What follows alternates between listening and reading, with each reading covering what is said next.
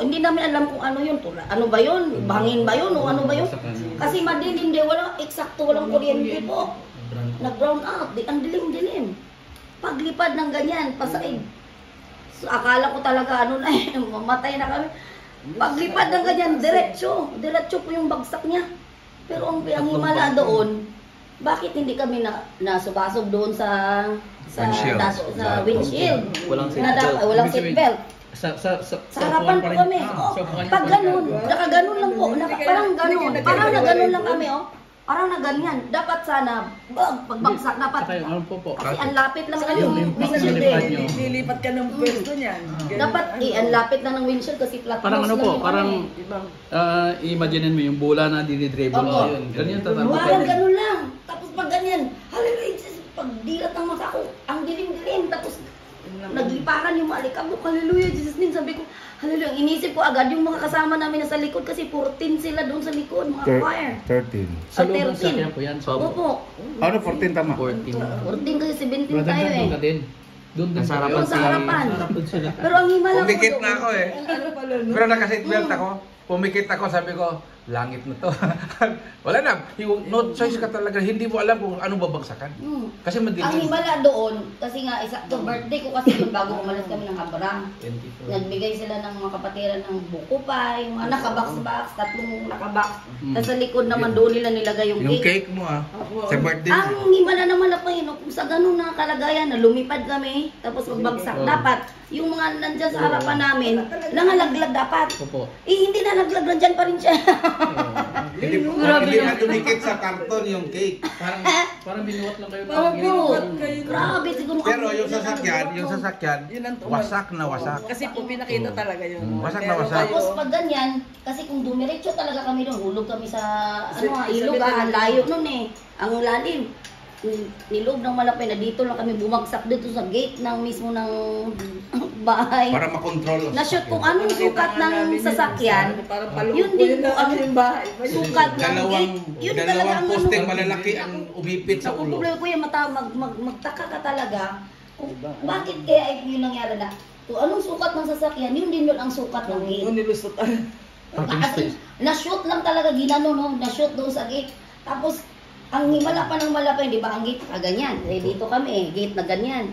Dito pala dito. Nalaman na namin na dito, nung naglabasan na kami sakyan. Yung pala, dito pala ang niliparan namin. Pero itong dito na to, walang kaguhit-guhit na gulong na sasakyan. Talagang lumipad siya, shoot doon mismo sa gate ng bahay. Opo. Tapos nung nung lumabas na kami, di ba ganyan ang gate? Na-open itong gate na dalawa. Kasi siyempre, itong poste ng gate, wasak siya. Pero yung gate, naiwan pa yung isa. Itong isa, na-open na ganyan. Pero may bala pa, kahit pit-pit, yung gate hindi na pit-pit. Itong isa, ito lang ang napit-pit. Yung gate ng tao. Di ba may maliit na gate? Yun lang ang nawasak. Service gate. Hindi na ano po. Yung isang gate dito, kasi hati yun eh, ganyan. Maliit yung Ito isa. ang nasira. Pero ito, na-open siya ng ganyan, pero walang ka-pit-pit-pit-pit. Hallelujah talaga, ang batang malapay. Tapos yung di naglabasa, yung nasa likod na sila. Ito na yung isang quad, siyempre ang dilim-dilim. Walang kuryente. Sabi ng isang choir, walang gagalaw. Kasi baka ang isip na baka naghang ba sa... Kasi walang madilim. Walang kuryente. Naghang sa pangpang. Naghang sa pangpang. Bao, saan ba tayo napunta? Walang gagalaw. Ito namang isa, naalala niya siguro yung mga movie na panood na sumasabog ang sasakyan. Pag sabi, siyempre, ang mga paa nila nasa taas. Mga ito na mag-isa, biglang sumigaw na, hallelujah, sasabog ang sasakyan. Basta nagtakbuhan sila lahat. Nagkapaa. Walang mga chinelas. Hanapin mo pa ba yun? Walang gagalaw. Imbis na sabi ng isang choir, walang gagalaw, kaya baka matambling bang sasakyan. Walang gagalaw. Ito kasi biglang sumigaw, hallelujah, sasabog ang sasakyan. Allah, nagbabaan silang lahat. Madaling araw pa yun, alas 3 sila, alas 4, ang dilim-dilim pa talaga. Tapos magdating sa labas, nagtatawanan sila kaya... Talagang ano, no? Tapos yung may-ari ng bahay, Galit na galit si kuya. Siyempre nasira yung ano niya, yung wall, yung pader. Akala niya, Yung bakod niya, akala niya binangga yung gate na nasa baba kami. Akala niya binangga. Sa Ditor. Sa Ditor. Bakit binangga yung gate? Yung nalaman niyang lumipad pala kami, tumahimik sabi niya, himala. Tapos na yung nahipo din siya ng Balapagilo kasi Bumili ng tinapay, pina-snack kami. naipo siya, sabi ko, saan ba kayo galing? Sabi na po, naghabol kasi kami ng gawain sa Kawayan de Holisaper na kailangan makarating kami ng alas 8 ng umaga. Pasensya na po talaga kayo kuya, hindi naman po namin po dito. Una, galit na galit siya. Wala pa naman kasi nagsuri sa kanila. Kuya, mga sorry po talaga kuya, hindi na po namin talaga sinasadya. Sabi ko, aksidente lang po talaga. Kasi dahil sa naghahabol kami ng oras, hindi naman din namin nakita ito na putol pala to, ginagawa pala na tulay. At saka wala nakalagay kasi na road closed. At saka wala nakalagay din na Ditor. Saan kami dadaan? Advance dapat yung Hindi na ibalik. Mayroong araw na nagturo sa road close at saka sa Ditor at saka mayroong nakalagay road close. Doon sa gilid hindi ibinalik. Sa gilid pa ng Ditor. Kasi pagod na daw yung nakalimutan ng mga trabahador. Dito sa baba, bago lang kalalagay yung dito nakalagay yung road close sa gilid lang pa. Tapos ang Ditor, ang araw niya pag ganun, sino na bang makaintindi? Dapat ang araw dito nila dapat nilagay road close, tapos yung araw dito. At saka nakalagay dapat dito, Ditor. This week, At saka ang ginamit ko nila tarpaulin. tarpaulin na walang reflectorize. So nung pagka-brown out, talagang makita. Kaya ang nangyari noon doon sa nag-usap-usap na doon sa yung ano doon.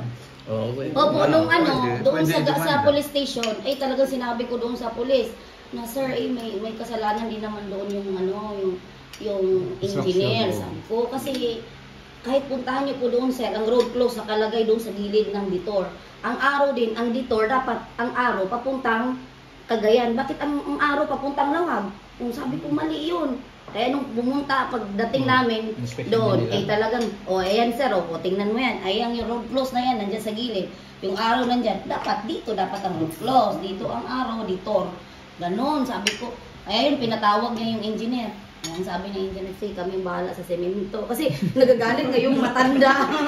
Kasi nasira, sabi niya, basta okay lang sa akin, basta ipaayos niyo yung gate, ipaayos niyo yung pader. Ang sabi naman ng engineer, sige kami ang sasagot sa bakal, hollow blocks at saka semento doon sa pader. Di ang sa church na lang doon, yung gate. Pero ang bait ng Balapay, siyempre isang gate na ang inayos.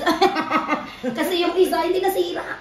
Pero ang himala naman ng Panginoon, paano yun na hindi nasira? Na, di ba siyempre, pagbagsak ng sasakit, dapat pit-pit dapat yung gate Yung tutuusin, bakit na-open tong isa? Na walang kapit-pit-pit-pit. Kaya ang inayos lang, ito lang isa na talagang sumagat dito sa may pintuan niya. Kaya hindi siya makalabas nung... Kaya dito kami lahat lumabas sa may side ng driver. Parang inipit yung sasakyan sa dalawang poste. Nakaganon siya. Yung poste dito daw. Pero pangatlo yun pa pangatlo lang ang gate na bangga. Kasi pader, poste, gate. Kasi yung tanong, paano kayo nakashoot doon? Parang imagine mo dyan, dito. Paano nakapasok dyan na araw? Ito ang malapay. Sabi ko nga, paano kayo nakalabas? Sabi ko 17. Sa kabila ko dito sa Sa driver side. Kasi nakalabas man. Wasak yun. Sa driver side, wasak yun. Hindi pa naka-seatbelt tong driver.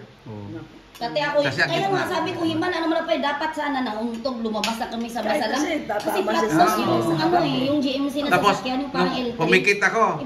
Sabi ko, paglipat kasi, ramdam ko na wala na kami sa kalsada malalim Matagal yung pagbagsak. Matagal kasi kami. Matagal yung pagbagsak.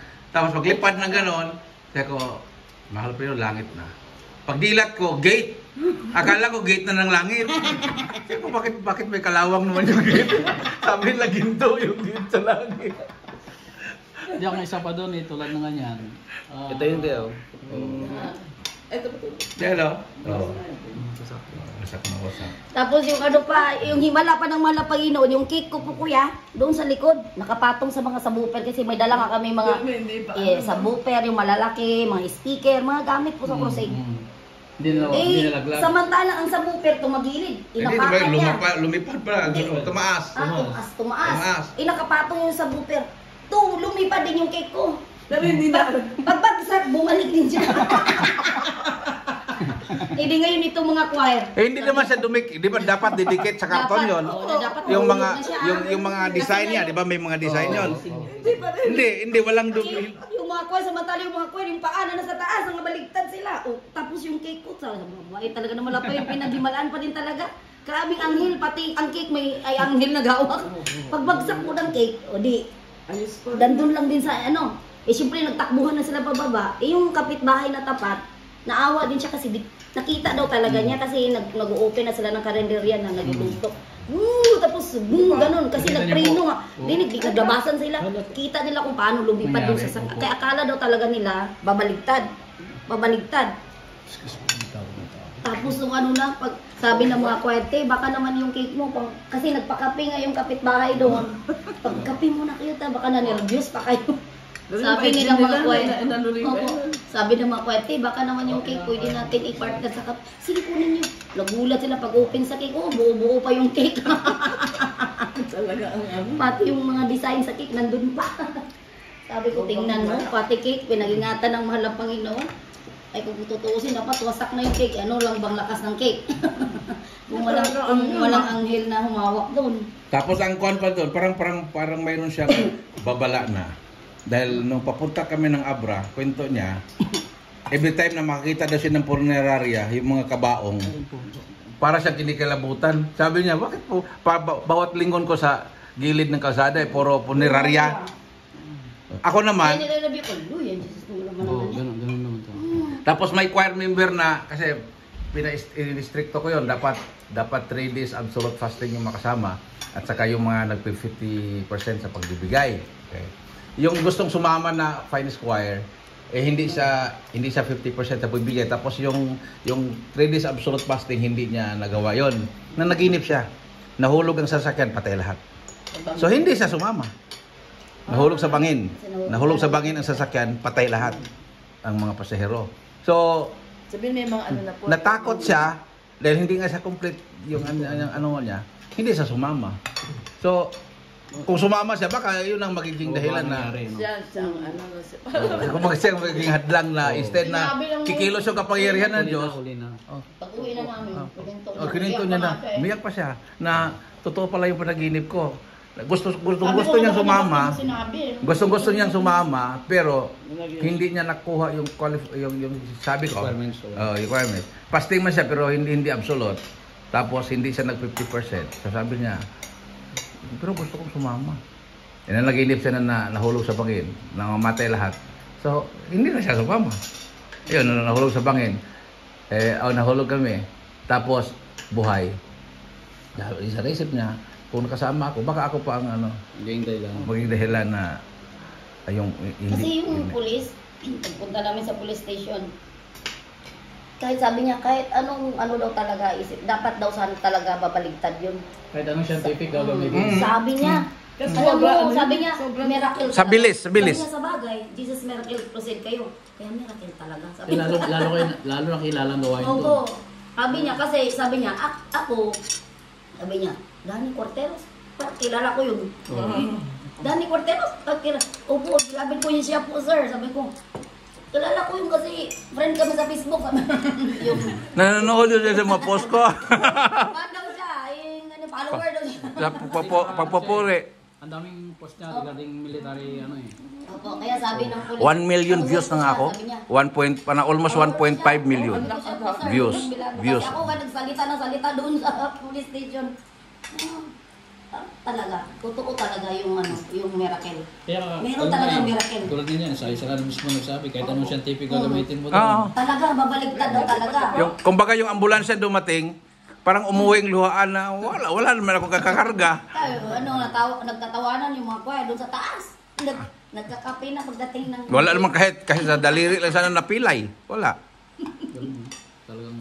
Wala namang pagkatapos nun, walang iniinda. Yung sasakyan, tinravel pa namin yung from Claveria, Cagayan to Enrile, Cagayan kasi doon na kami nagawain. After na nangyari. Tinravel pa ng 5 hours. 5 hours yun. Tumakbo pa ng 80. 5 hours pa namin tinravel. Ang sasakyan sa likod nagtagilid na. Di ba yung parang L3 na malaki siya. Dapat, kasi hiwalay yun eh. Pag titingnan mo doon sa loob, na siya, nag-crack na talaga doon sa loob. punti na lang talaga nung maghiwalay. Tinravel pa. Kasi kung hindi na po, ipapatuwing pa namin, mas malaki ang gagastusin namin. Tsaka ano pagsakyan namin ng mga kuwan? So ibig sabihin, yung load nyo, same load. Same load. Ba kayo- Ay, hindi. Hindi po, nagpa-rescue kami ng kapatiran. Nagpa-rescue ng kapatiran. Na Kumbaga, may sasakyan na yung, van. yung mga Lahat ng brothers sisters. lang. Mga brothers ang sumakay. Tapos, Lahat ng sisters doon sa van. Yung mga Tapos, brothers sila doon sa likod ng... dumaan kami sa kampo ng 17th Infantry Battalion dahil ni-invite ako doon na kasi may blood yung parang donation, mga 2,000 na mga ROTC na nag-donate ng dugo. Nandoon yung mga matataas na opisyal. Dinala ko yung sasakyan doon. Ikot-ikot yung mga general doon, pati yung alam mo yung mga Mason na grupo, na paternal group na Mason. Nandoon din kasi kung nga yon, yung parang leading. Yung nakitang sasakyan patotoo na yon. Ano yan? Lumipad. Nung nalaman nila na ganun ang takbo, ganun ang taas ng niliparan, himala. Ganun lang yung makuhan mo, himala. Yung body po, bilal ko yung nagtagilid na eh. Hindi na siya straight yung body doon sa likod. Na ganyan yung tagilid na, kaya nga yung mga choir, mga kasama namin ng mga choir.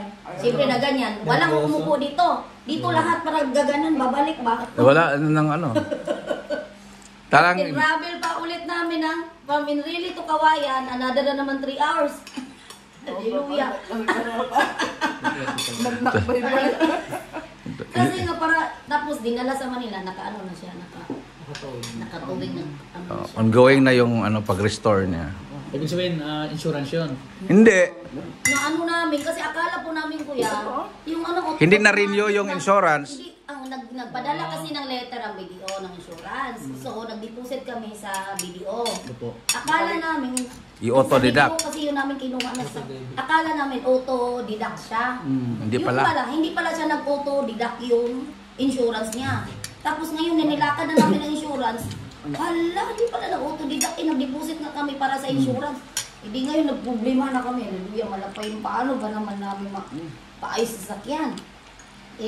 Ang doon sa pinagdala niya sa Manila, ang sabi, kapag mag-down na kami ng 50%, doon sa bayad lang ng labor nila. Bayad, akala ko pa kasama ng parts doon, hindi pala. Labor lang pala yung 150,000 nila na, bayad.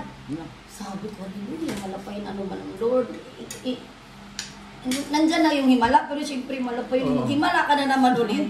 Sa paano namin maipoprovide yung kasi nandun na hindi mo na pwede na i-out yun. Kasi alam mo, i-travel na naman ulit namin sa Isabela, mas malaki na naman ang gastusin. Yung malapay noon, himala ka naman, hindi. After ng Talipaw, sabi ko malapay, saan ba kami kukuha ng hallelujah. Himala pa rin ang malapay nun. Meron kaming Naipon. na kapatiran. May naipon kami na 50,000. Kasi ang sabi ng kailangan makipagbayad kami ng down payment na kalahati. So 75,000. Hindi kahit anong gagawin namin. Wala nang laman. Lahat yung bangko na dalawa, wala nang laman. 1,000 na lang ang laman. Saan na ba kami kukuha? Mahiya naman din kami magpa-rescue sa mga kapatid. Mahiya naman. Bahala ka naman na Panginoon. May kapatiran kami na nasa ibang bansa na naisakay namin from Holy Cross. Naihatid namin siya sa sa hotel. Kasi mag-isa lang siya, wala siyang kasama. Yung kapatiran kasi noon, taga Isabela din siya. Since nung kasal, hindi na siya nakauwi. 13 years na, hindi siya nakauwi sa Pinas. Ninong kami na ninong kami. Nagbigay lang siya ng respect kay mga pastor. Biro mo, nagkuha yung asawa niya ng plane ticket ng Saturday. Dumating siya ng Sunday. Tapos balik din siya ng pagka-Monday. Naikwento ko ka, nagsama. Siya naman din na nagtanong, Ninang, uuwi ba doon kayo agad? Sabi ko, meron pa kasi kami aasikasuhin na sasakyan, be. Ano yun? Na-aksidente kami. Ano yun? Hindi ko nakita kasi wala pala siyang Facebook. Kasi stricto yata yung asawa niya. Ayaw nang may Facebook siya. So wala siyang alam sa mga balita daw dito sa kung nangyayari. Ano yun na? Sabi, yung sasakyan, pupuntahan pa namin bukas, asikasuhin pa namin. eh may babayaran pa kasi kami na yun ang kailangan namin. Bago kami uwi ng Isabela, masital namin yung Opo, para tuloy-tuloy 150,000. ang repair. Tapos yung 50% kasi, yun ang kailangan na down, 75,000. Sabi niya, I will help, Ninang, I will help.